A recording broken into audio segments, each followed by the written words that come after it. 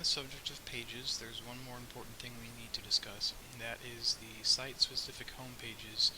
For instance, when you go to this Your Library drop-down item here, there are four sites to choose from. Let's check out Mountain View just for fun. These all, when you click them, they will set your home page to a different page. And this is sort of hard-coded, custom-written behavior. We will go into our dashboard and we will go to all pages, and we see here's Mountain View Home. If we look around some more, here's Salem Home, Springfield Home, this one is the Bolivar Home. We'll go ahead and edit our Mountain View Home. Like I said, these pages are hard-coded to this functionality here, so do not delete the Mountain View Home or Springfield Home or any of those pages. The post ID that you see at the bottom or in the link is coded to the functionality that changes the home page. So let's go ahead and edit this page.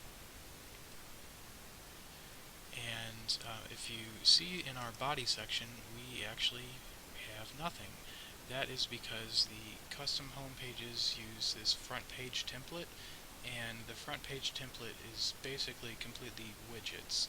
We'll go ahead and type some body text here. We'll say this is body text, and we'll update our home page just as an example. And I think it should go to the very bottom of the page in a location that doesn't really make a whole lot of sense. So I suggest you not really use the body section when you are doing custom home pages. There's not really much use of it. Instead, what you should use are the home page specific widgets. So we'll scroll down to our widget section, and the first thing we need to do is click customize so that it saves all the changes we're making for this page. And we can ignore all of these sidebars except for front page main area, front page right sidebar, and front page left sidebar. These are pretty self-explanatory names. The main area is this big center column. The front page left sidebar is this one here on the left, and the front page right sidebar is this one here on the right. So if you would do anything in the right sidebar or left sidebar, or above page content or below page content, those won't actually do anything in this template. So if we expand these, we'll see we have a new slideshow widget right now, and we have the library search widget, which is, here's the news and here's the library search. We have this simple link list of liaison librarian links, that is this guy right here. And we have the custom libguides widget, which is this fun box right here. You can drag these and rearrange them however you like. We'll go ahead and hit update just for fun, just to demonstrate that.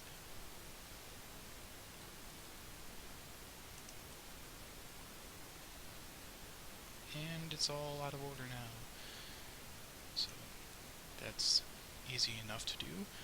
If you want to get rid of some of those altogether, you're free to just expand them and click delete.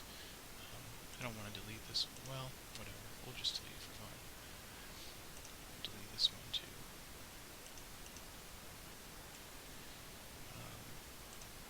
And we'll just change this in the front page, or in the new slideshow. You could put this slideshow really on any page, but it's designed specifically for the front page. You can enter a title here. I recommend not, because it kind of looks ugly if you do that. The number of stories is pretty self-explanatory. It's the number of slides that the slideshow will loop through before it starts repeating.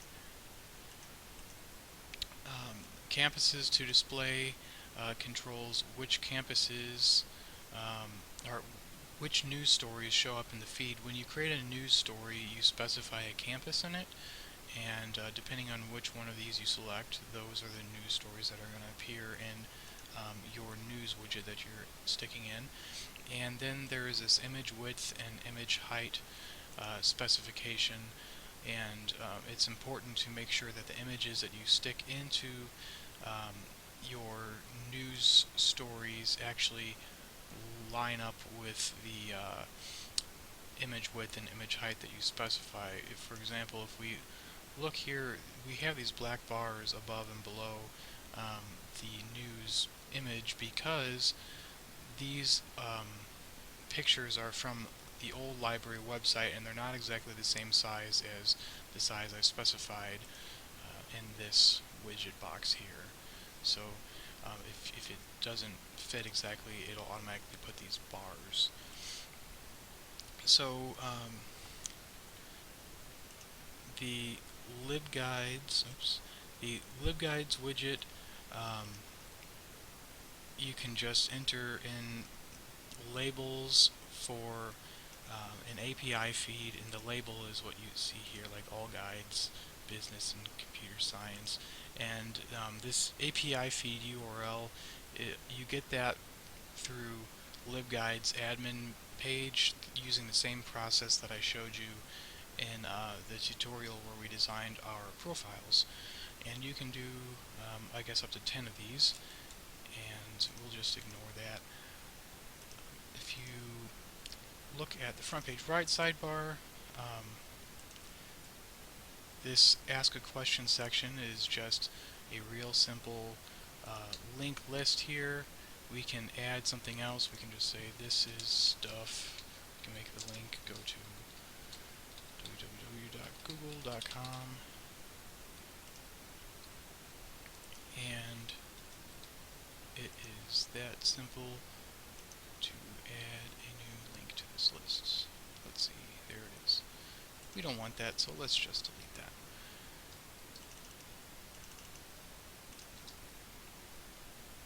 And this new arrivals widget is another special widget that I designed, and it's kind of hard to customize. It right now takes a URL from libdb, and it gets the book data from libdb and basically turns it into this nice little slideshow. And I wouldn't really change. I would just leave these settings at the default for now. But you can feel free to move this widget or delete it or create a new one with the same parameters, and it should be fairly self-explanatory just to copy and paste all that in there. If you want to, you can basically put whatever widgets you want into any of these front page widget areas, just like you put widgets anywhere else. So say you want to put another link list right in the front page main area at the top, we can do that. We'll say this is my list, link 1, link 2. I'm not going to actually type in any URLs. It'll just make it plain text in that case.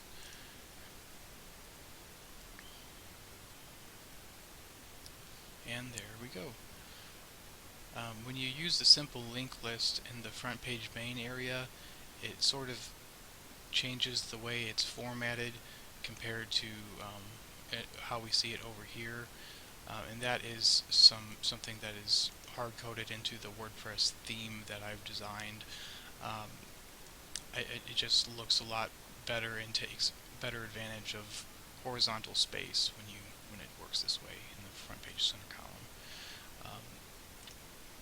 On the front page left sidebar, the Facebook page feed widget is another neat little widget that I designed, and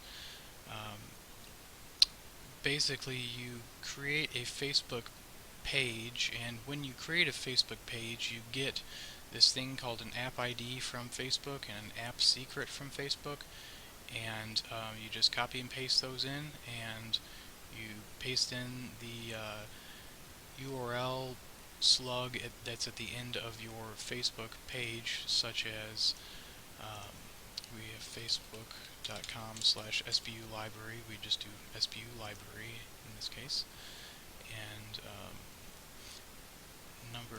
post to display is just what it sounds like. So you can feel free to use this widget anywhere you like. You can delete it off the home page, or you can do whatever you want with it. So basically, let's just get rid of everything. And if you do that, you will have basically a blank slate home page for you to do whatever you want with. If you want to enter in custom HTML instead of using widgets, you can just plop a text widget right in there, and you can just type HTML into this widget, and we will reload our page, and all we have now is an empty column here, our hello world, and then this site selector box, which is hard-coded in, and it's not going to disappear no matter what you do. So basically, you can have at it and do whatever in the world you want with your home page. And that is it for discussing creation of pages and custom site pages. In our next tutorial, we will be going over custom site menus.